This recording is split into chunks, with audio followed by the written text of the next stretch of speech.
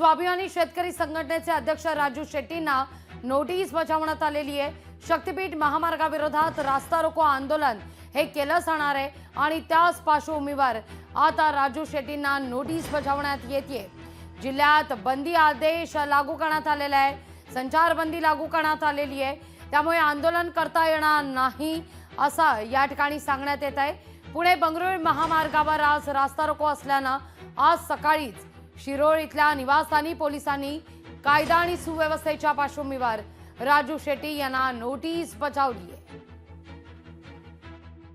आजचे जे बंदचे रस्ता रोको जे आहे आमच्या पुणे बेंगलोर हायवेवरती रस्ता रोको आहे कोल्हापूर जिल्ह्यामध्ये, त्यामुळे कोल्हापूर जिल्हा पोलीसच्या वतीने एक चांगला बंदोबस्त लावण्यात आलेला आहे। जे ट्रॅफिकला काही अडथळा होऊ नये त्यामुळे आम्ही पूर्ण नियोजनपणे दोघे बाजूचं जे ट्रॅफिक आहे त्यांच्यासाठी प्रॉपर डायव्हर्शन दिलेलं आहे की पब्लिकला कमी ते कमी त्रास होईल, कोणाला त्रास न होताना ते आजचा बंदोबस्त पार पडेल असं सगळ्यांना आव्हान आहे। जमाबंदीचे आदेश लागू आहे त्या अनुषंगाने आम्ही 15 ते 20 जे रिप्रेझेंटेटिव्ह आहेत त्यांना नोटीस देण्यात आलेली आहे।